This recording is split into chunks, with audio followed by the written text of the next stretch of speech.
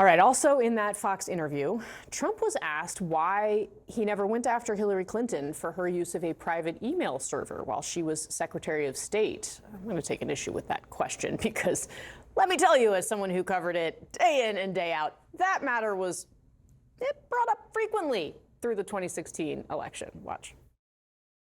They all said lock her up, and I felt, and I could have done it, but I felt it would have been a terrible thing.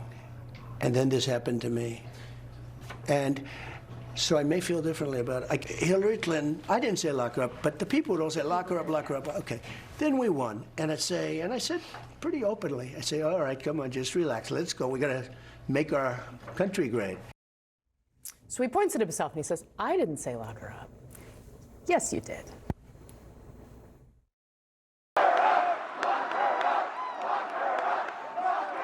Tell you what, for what she's done, they should lock her up. She's disgraceful.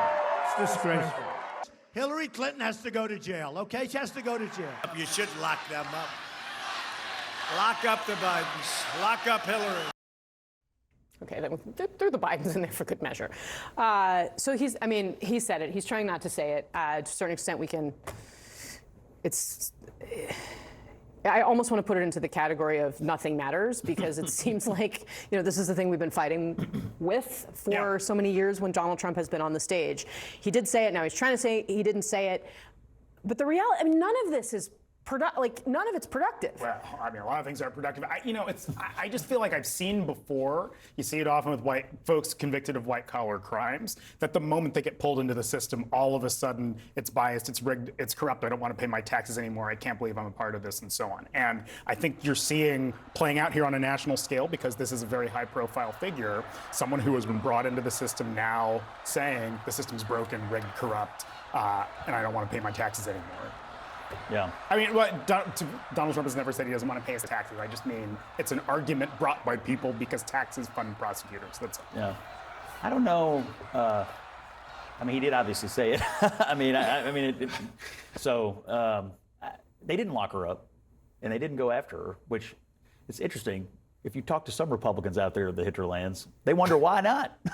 Think about all those people at the rallies who were chanting that. There were some people who were wondering why wasn't Hillary Clinton looked into more closely. But ultimately they did not. I would just say, this is one of the examples, right? Like the thing that we have seen with Trump is a slide away from the norms and general rules of how business has been conducted in our country for decades. And this was one of those things that was, different about Trump on the campaign trail. There were not other Republican, he was one of, nearly a dozen Republican candidates who ran that time, and he was the one that brought this up. Yeah, this reminds me of something Trump once said. I think it was at a Veterans of Foreign Wars convention. He said to his supporters, what you see and what are reading is not what's happening. And sometimes I wonder if he just wakes up in the morning, tries to think of the most outrageous thing he can say and get away with, and he's sort of playing with us. And there's this challenge. This morning we've been talking about incitement to violence, and now we're talking about this, and it's Trump flooding the zone, and you have to decide which is the most important thing that you narrow down on. So,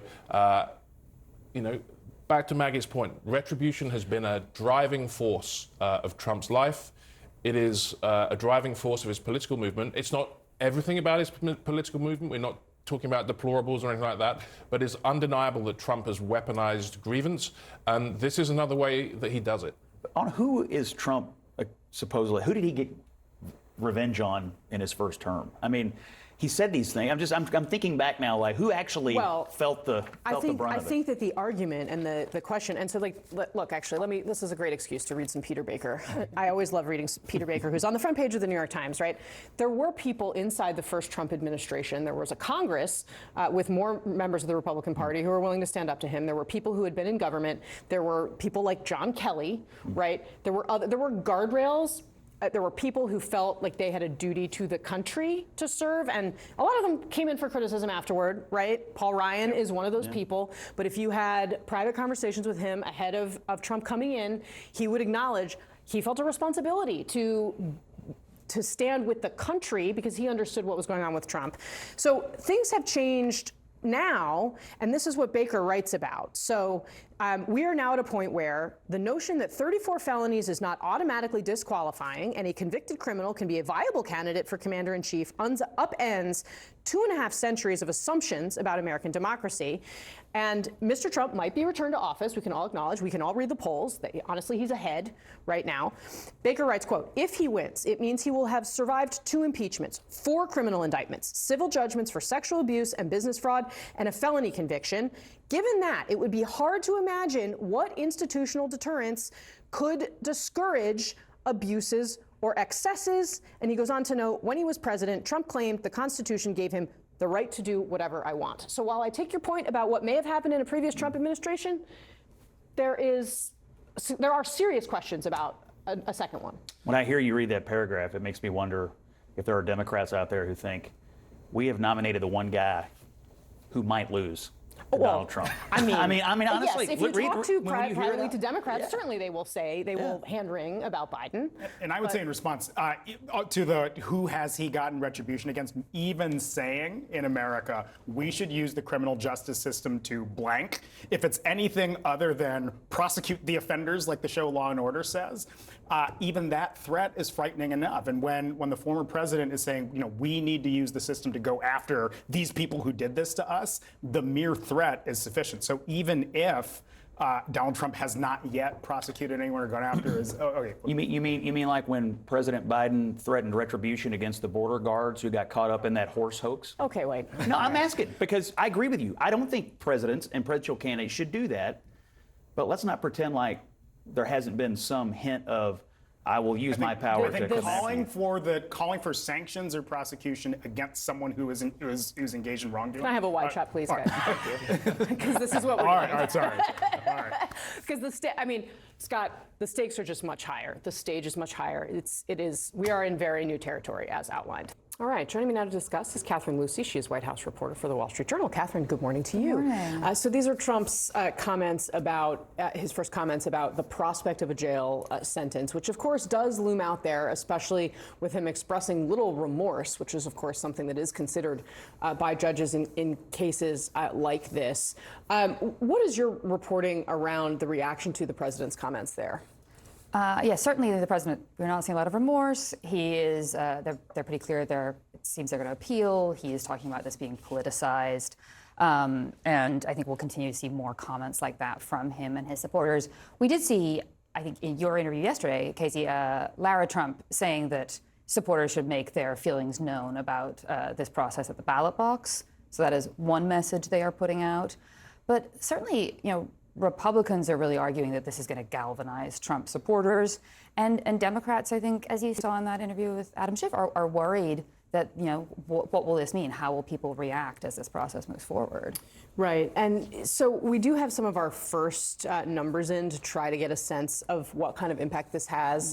There's a CBS YouGov poll that was released yesterday, and they asked, did Trump get a fair trial? They say 56% of respondents said yes, 44% said it was unfair. Now, that is not an unreasonable breakdown that also reflects the partisanship in the country. However, I will say in an incredibly close election, 56% is a basic landslide compared to where we could land. What does it tell you that that's how people are taking this in? Yeah, it is a very partisan country, and so I think that's part of it. I think a key question, I think there's two things. One is, how is this affecting approval ratings for Trump or Biden? And we haven't seen a ton of movement there yet. And so does that start to shift? Another thing I'm watching really closely is specifically how do what we call the double haters react to this? So people who don't like their options on either side, which is a small but potentially kind of pivotal piece of the electorate, right? Those who would prefer not to vote for Trump or Biden. Does this nudge those people in either direction? I think is really going to be a key question. Yeah, and I think we should put up the partisan breakdown in terms of who thinks this trial was fair. Let's take a look at those numbers, because among Republicans, only 14% believe the trial was fair, 86% was unfair. Now, that 14% is higher than the number of Democrats who think it was unfair. That 14% is not an insignificant number of Republicans, I have to say. But that number of independents, I think, really tells you something, the most significant piece is that kind of distance between fair and unfair for independent voters, because at the end of the day, they are likely to decide this election in a handful of key swing states. Absolutely. So the fact that you see a majority of independents saying that, all you need is a small number of independents in Pennsylvania, Wisconsin, Michigan to decide this election. And so if that moves some of those people to Joe Biden's column, that is a really significant thing.